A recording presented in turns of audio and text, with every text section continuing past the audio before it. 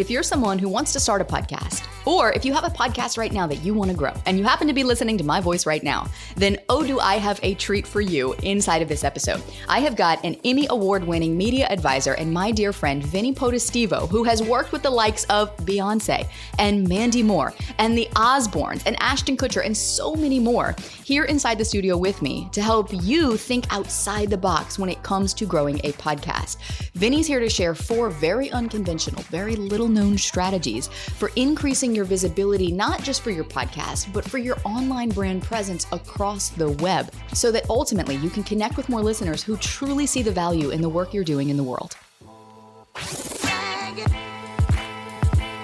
Welcome to Insider Secrets to a Top 100 podcast. I'm your host, Courtney Elmer. Let's make your business binge-worthy. Vinnie, welcome to the show. I am so thrilled for this conversation that we are about to have because I feel like what we're going to talk about is something that has been tossed around a lot in the podcasting space, but that few people have mastered. So thanks for taking the time to be here today. Thank you. My gosh. Yeah. I'm excited to get to work. Well, I'm thrilled that you're here because I know for the more than 20 years, you have helped hundreds of business owners and experts and celebrities grow and create successful businesses by sharing original content. Do you have a gift for helping people define their stories and really define their unique voice and then distribute that across different forms of media in so many different ways? So for everyone listening today who has a podcast or who is looking to start a podcast, chances are everyone here listening, we've all heard storytelling is essential. It's essential for connection. It's essential for trust. It's essential for engagement. It's kind of like this industry mantra, tell stories. You know, we've heard this. But here's the thing, Vinnie, that I'm curious about. If storytelling is that important, why is it that you feel so many podcasts and podcast hosts still struggle to attract the right audience or to convert their listeners to clients? What are people missing or what are they getting wrong about storytelling in this space specifically? I have full body goosebumps on this. First and foremost, storytelling is not as important as the storyteller. So I really want to drive that home. Like, we are the sources of these experiences. The storyteller is so much more valuable than the story itself. I'll tell you what, I worked in TV for 30 years prior to being in podcasting. I got into podcasting in 2006. What people get wrong inherently is they're looking at television for cues. Oof, I'm going to tell you what not to do by watching television. Like, I grew up in the 70s and 80s watching sitcoms. The family, they got into a fight in the beginning of the episode and everything was resolved in a tight 30-minute format, 22 and a half minutes of actual content, 7.5 minutes of ads. And having that resolution happen exactly on that 30-minute spot was the way to get viewers to watch, to be beholden, to tie them to the story, to force them to get the story, because the best part of the stories came at the end of the episode. So what we would do is we would sort of tease a little bit of what we think the ending is going to be and then make you watch the full 30-minute or the full 60-minute show. That is not podcasting 101. But put your best story points up front. There's just too many times I've listened to a podcast where I've listened to it, I've started listening to it, I kind of tune out, I start doing something that I find to be more interesting, and then 40 minutes into the podcast, I hear something really super interesting. Because why? It's just starting to get good. And we can get there so much faster. And too many times I've been on podcasts as a guest where they go, oh man, 60 minutes. I wish this can go on forever. It's just now getting good. And I'm like, your job is to make it good from the get-go. Because if you want people to tune in, if you want people to truly care and be connected to the topics that you care about, by the way, then the signal that you send is depth over coverage, depth. So I would say, let's throw our best parts of the story up front. We do not need to tease an audience to make them lean in to wait. We do not need to have 25, 30, 90-minute episodes just because that's what TV did.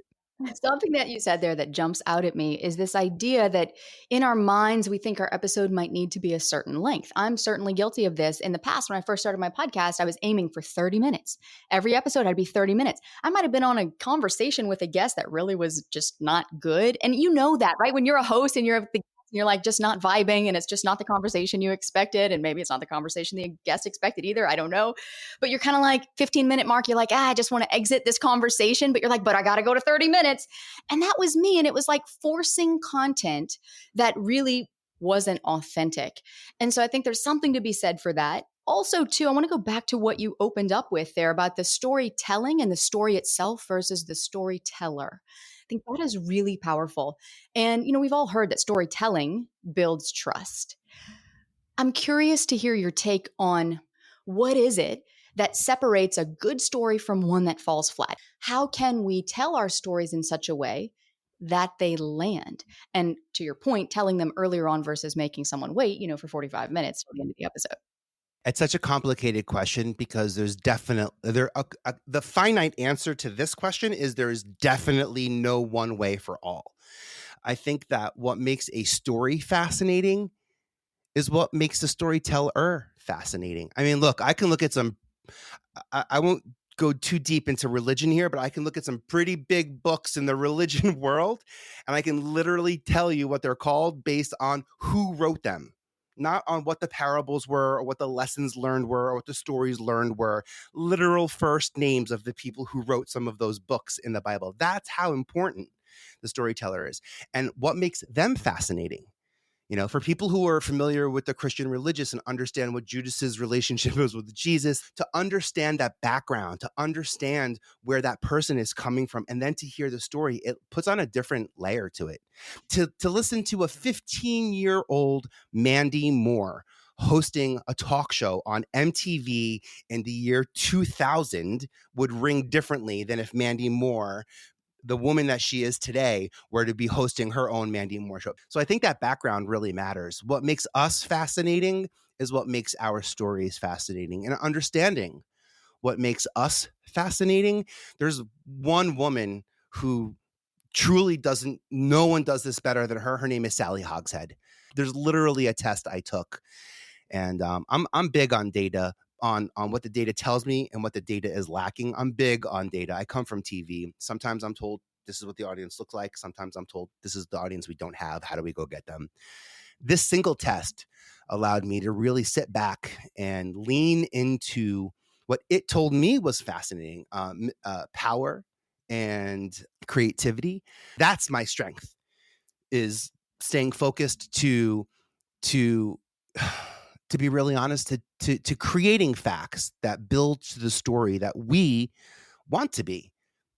And a lot of my history in television is unscripted programming. The idea of the Osbournes and Newlyweds and Punk'd first and foremost was about letting one of the top actors in movies be seen as a creative force in television. As fun as it is to watch celebrities get played jokes on each other, and as much as that show put MTV on the map, it was our shot to put Ashton Kutcher in the driver's seat to show that actors can actually create and sustain conversations. And I think that's why those shows stood the test of time. I didn't create those shows, and I wasn't part of the development of those shows based on what was needed then.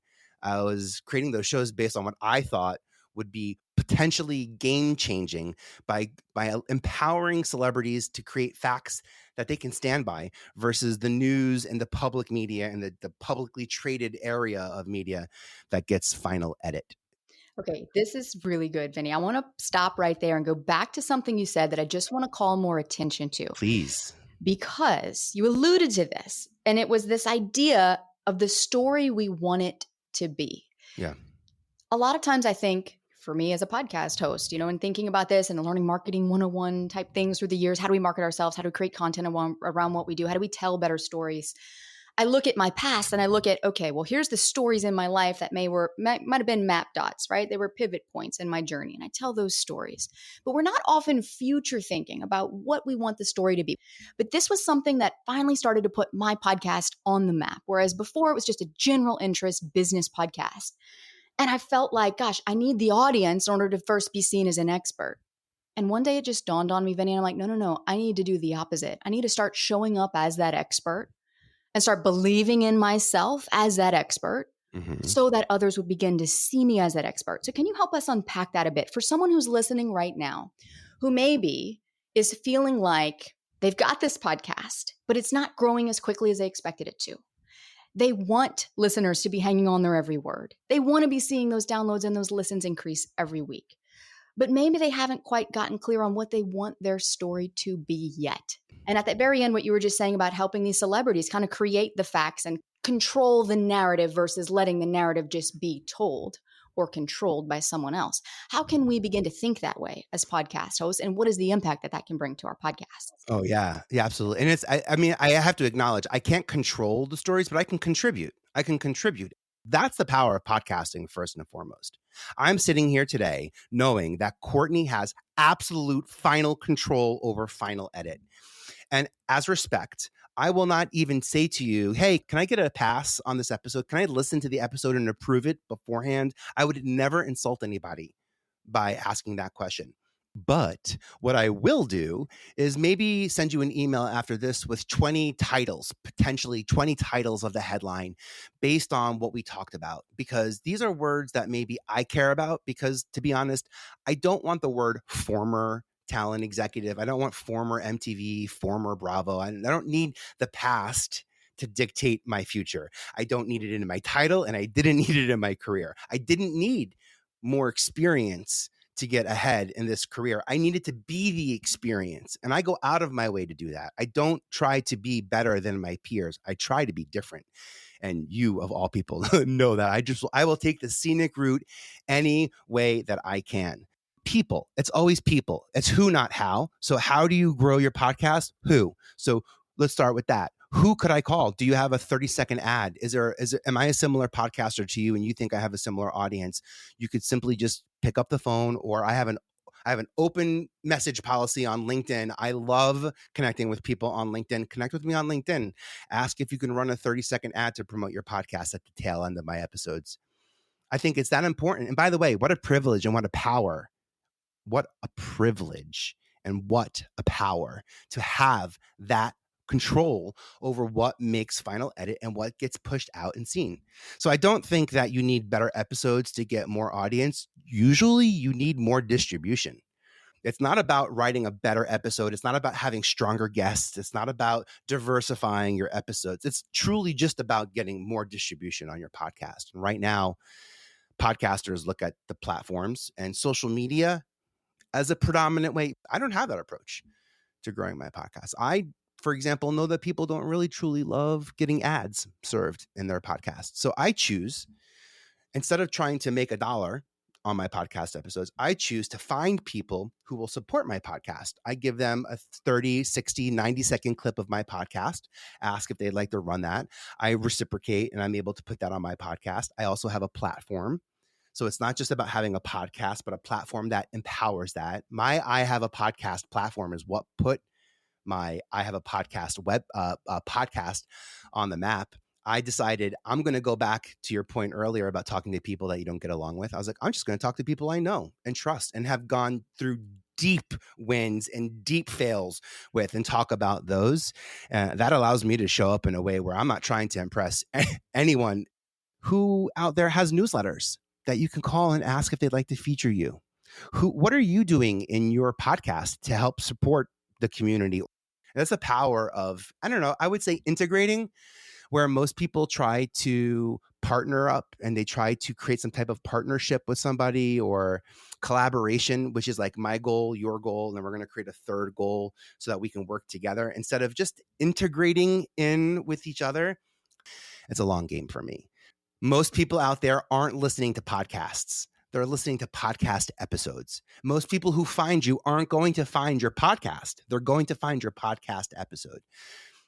And with that, I would say it's like fishing, right? Like sometimes different worms get different fish, different hooks get different fish, different rivers get different fish. So if you want to grow, be careful with who you're growing with.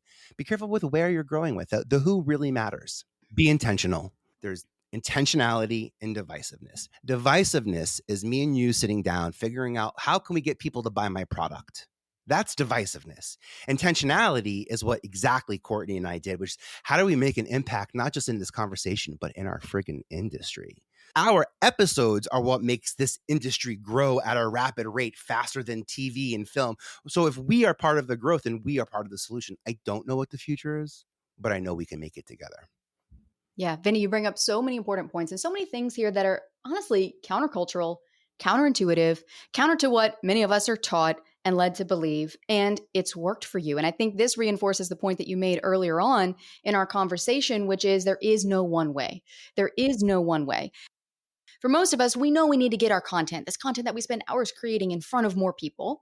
And for many of us, we look at distribution, if we're primarily audio or audio first, as just kind of submitting our podcast and our RSS feed to all these different players where people can find it. And then we might share it on our email list. We might post it to our social accounts. And that's about the limit of what we do. And we struggle to grow the show. Now we also have platforms like YouTube. We've heard things like SEO, Google. How can I get found in those search results? And so there's a video component there on YouTube, obviously. And so let's just clarify first and foremost the difference between video distribution, audio distribution, and what that really means for us as podcast hosts and what we need to know about it. All right. So first and foremost, you talked about in the beginning stages of launching a podcast, right? So that's like date specific. So I just want to point that out. So like there's a time of year, a date, a specific date that we decided we were going to go and add our podcast RSS to all of these platforms players. And we probably only do that once. We've probably had podcasts for maybe 2, 3, 4, 7, 10, 15 years now. And how frequently are you looking for the new players? I promise you, there are more podcast players today than there were when you launched your podcast. And I don't care if you launched your podcast yesterday. I'm going to still stand by that. There are more platforms for content than there is content. We're building shelves knowing that this content is coming in.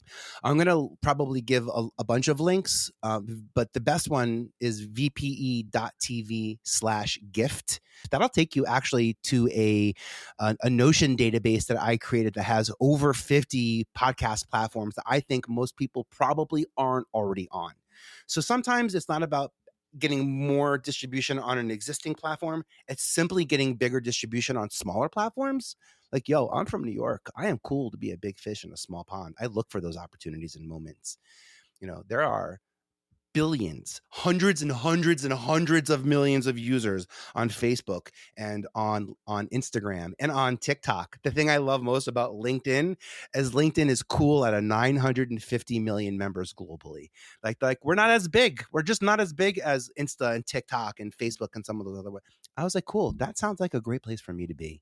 So when it comes, Vinny, then to audio distribution, what other avenues of discovery would you recommend? Let's talk about getting discovered and then being discoverable. Like, let's talk about the artists, the podcasters, the actors, the creatives that have created content for years and years and years before that one project, that one episode, that one appearance finally clicked and connected and gave them the discoverability that they were looking for. Did they have more content in that same platform? Are they supporting the conversations that they want to be supporting when they are discovered? Are they putting in the alliances and the energy into building alliances and community within audiences that are going to allow us to continue to discover them? It's sort of like why I tell people they shouldn't try to be if you've never been a guest on podcasting, don't try to be a guest on the top 10 podcasts and hope that that's going to get you this tremendous visibility. What ends up happening is people love you. And then they search on podcasting because they heard you in podcasting and they type your name in the search for in podcast. And if your name isn't in the title of an episode or the title of a podcast series, then it doesn't even pop up, which is actually, you want to know like one absolute thing that I think everybody should be doing. And this is something I do with my podcast. I have a podcast. If you look on any podcast player, the name of my podcast reads, I have a podcast by Vinnie Potestivo. Because that H1 header, that one piece of data is scrubbed by every single search platform and by more social media platforms than anything underneath it. So if I can get my name mentioned, and I, as Vinnie Potestivo, have a unique name, and as of now, I think I am the only Vinnie Potestivo that spells it the way that he does because my family changed it when they came to America. And so, but being discovered and being found, it's so important for me to be having the conversation that I want so that when you do discover me and when you do find me, that there's more there and it's in line with who I am. There's 6.8 billion people on this earth right now that have access to a smartphone. There's only 8 billion in the world. 6.8, almost 85% of the people on this planet have access to a smartphone. Only 5.4 billion percent, less than 70% of the people on this planet have access to a television. So y'all want to ask me what's the power of podcasting, and you own it? You're the intellectual property owner, which maybe means there's no bias from a platform perspective. There's no corporate bias. Maybe this means there's an opportunity for me to share a personal opinion, which is something that in the public sector of media is actually frowned on, regardless of if you're a journalist or not. And there are more screens than anywhere. Screens in the back of our taxis, screens in elevators, screens in the airport when we're waiting for a ride, screen in the laundromat. The annoying gas station when it's like just blares you with ads and it's like, oh my goodness, but guess who's talking about her podcast right there? Maria Menounos. Maria Menounos, you know that. Absolutely. Which is really frustrating about celebrities when they drop their podcast and they're suddenly number one, top 5, top 10, instantly. And us podcasters, we get a little grit in our teeth, and like we've been busting so hard. We just have to realize that there's less risk in having an Academy Award winning host, an Oscar winning, an Emmy Award, a Tony Award winning, a Communication Award winning. By the way, there are awards that are out there that are based on you being a great guest, you having a solid newsletter or website for your podcast. So it's not even about the podcast itself, but go out there and win awards. I have a link for that too, because I think winning awards is important. VPE.tv/gift. Again, that same place where I'm sending you to. There's a resource for you there. Over 100 awards worthy of winning. And then how to actually leverage them, because many people will just put out a post and expect the implication that they're an award winner. And there's some specific steps that I show people to grow their impact and get discovered. Intellectual property. I've used this word quite a bit. IP, intellectual property. What it means is something creative, whether it's TV, media, film, print, something creative from our head that's now tactile. And there's a site called IMDb, the Internet Movie Database, imdb.com, where we go to see all of our favorite shows and movies and actors and directors and podcasters as well. I was going to say, because IMDb is owned and trusted by, is owned by Amazon and trusted by Google, it shows up deeply in search results. And if I can get those search results to trust me, then I can get you discovered. Yes. Well, whenever you teach on IMDb, though, this is the thing that always blows my mind, because we do think of this as far as like actors, it's only for those like high up celebrities, and that's surely not me having a podcast. What can being on IMDb do for your podcast as a small independent podcaster, which most of our listeners are? We're not celebrities. We're not celebrity run shows. We're not part of these big, huge networks, but we are the independent voices that are creating this content and want to distribute this content in order to your point, get discovered and be discoverable. It's so important. Again, because IMDb is trusted by Amazon, I don't need to build a website to be discovered for my podcast. In fact, I believe that the reason why if you search for I have a podcast, my podcast ranks and I show up now. It didn't when I first started, because I called myself I have a podcast because that's what everybody says. And I created I have a podcast as a way.com to support other podcasters. I saw that people write listicles. Here's the 5 best podcasts. There's always the 5 best or the one podcast, but no one was focused on the source. They were so focused on the product. So what I did was focus on the source, and I gave us the space to be able to elevate you. And I can't wait to share that, by the way. If you're listening, I have a podcast.com/interview, and that will take you to the actual landing page to start your journey. And I don't charge anything for it, because I'm all about building community and supporting audiences on there. IMDb.com also, it's implicit versus explicit. So implicit is implied. Implicit is I won an award and now everyone thinks I'm an award winner. Explicit is I won an award. I told IMDb that my podcast won an award. There's now a data point between that award and my podcast episode, the guest that was on my episode, my production company, my personal profile, and all of the people who worked on that episode, all of the mixers, all of the sound engineers. By the way, I'm going to even go further, even the special thanks. I use IMDb for special thanks because I realize most people don't get a shot to go on IMDb, and they see it as a place where celebrities go. And I look at it as a place where I know how to get you on IMDb. I will be the first person to put you on IMDb. And There's one lesson I learned from MTV, man. It's like, you never forget your first. I think I have a great relationship with Beyonce and Mandy Moore and certain artists because I was the first to put them in their films, the first to put them in their TV shows, the first to listen to them, the first to create with them. You never forget your first, especially as a creative. And that word creativity and being a creative has expanded so much since the Y2Ks as well. And that's IMDb, right? That's IMDb. I'm a guest on Courtney's episode. So if people search for Vinnie on IMDb, then Courtney's episode pops up, then all of Courtney's other guests pop up. And it's just a way, to be honest, it's a way to build community and discoverability. And again, as I said, I leverage the special thanks to people who might volunteer some strategy or time on my podcast. I didn't pay them. And I want to use it as like a permanent handshake. Thank you for helping us. An old school way would be an email.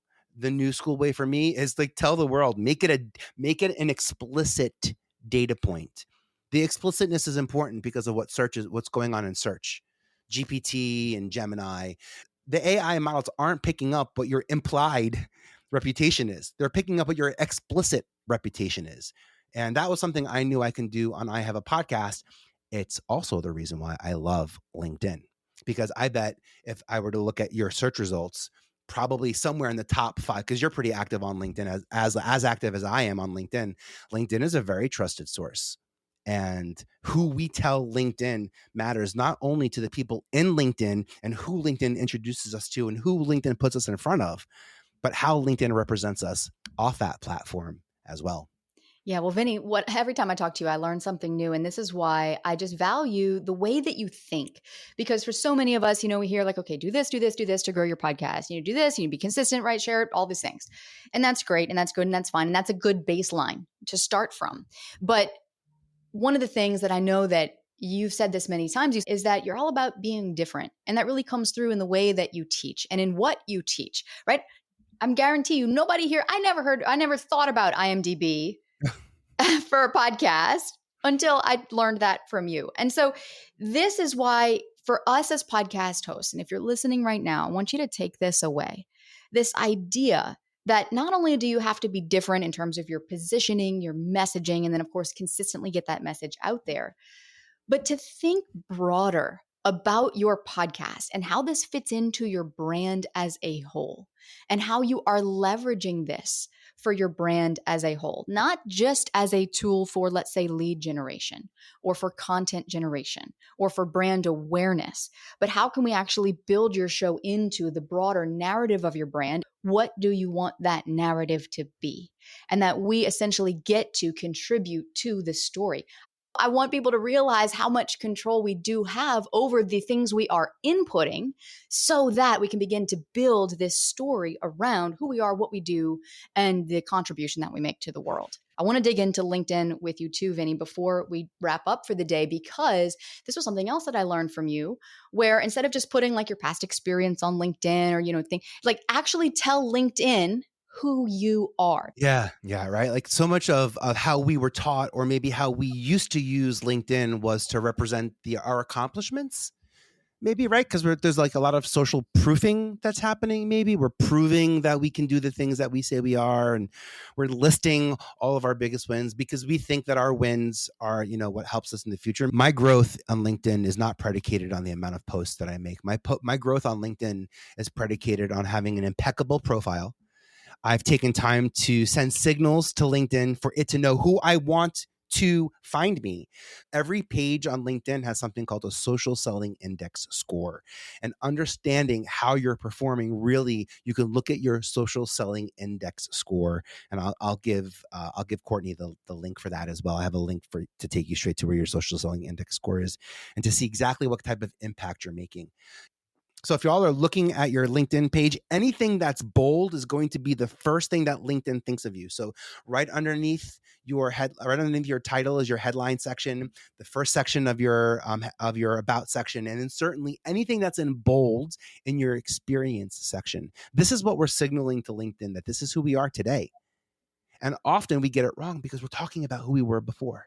One of the best ways on LinkedIn to signal to LinkedIn as to who I want to have find me is for me to go find them. and then have meaningful conversations with them in my DMs. So here's what the platform sees.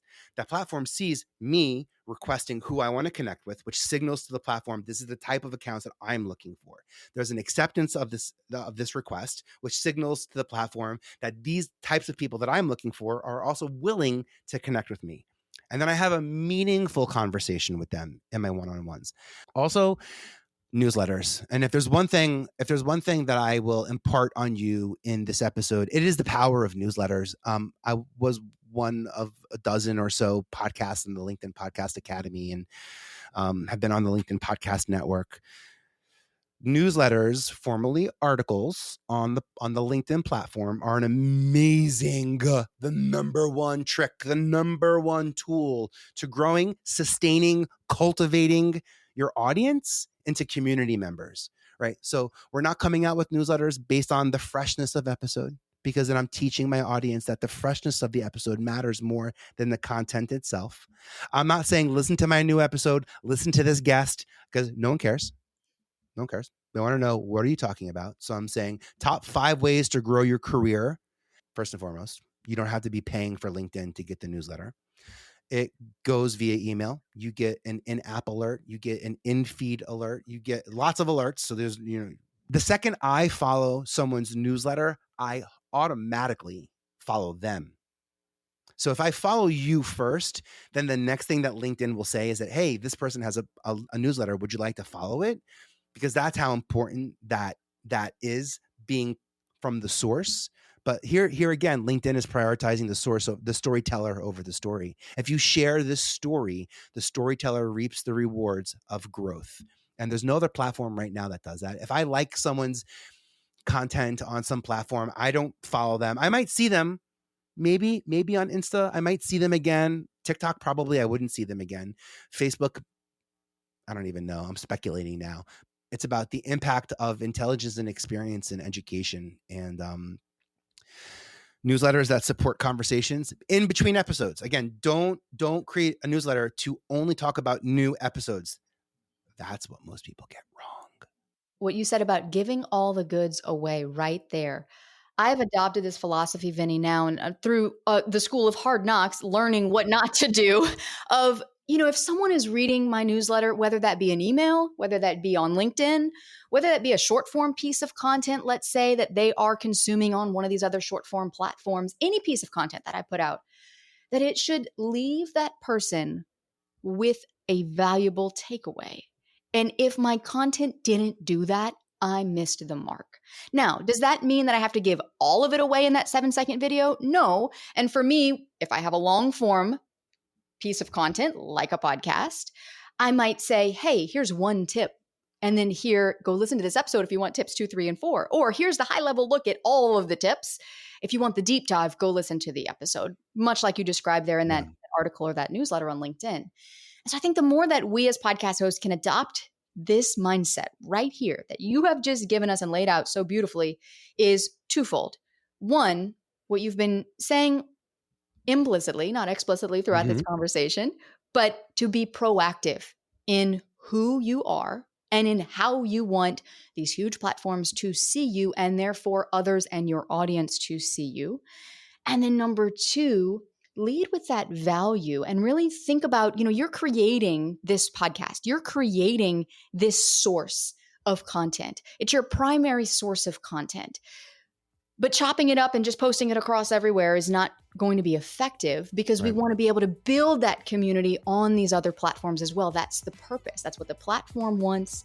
That's what people who are on the platform want. And ultimately, that's going to be the thing that drives them back to your podcast when we're talking about the bigger picture here. So Vinnie, thank you for being here and for broadening our perspective and just helping us to think differently about who we are, what we do, and the impact that we can create in the world. I'm here for it. And speaking of increasing your listener engagement, which is something we have been talking about a lot here on the podcast lately, in the next episode, I'm going to break down why an if you build it, they will come mentality doesn't work in podcasting. And we're going to talk about what you can do instead to pinpoint where specifically you need to focus your efforts based on where you are at in your podcasting journey, so that you can get more listeners to take an interest in your show and ultimately build an audience that converts. That's all coming up next to help you make your business binge-worthy.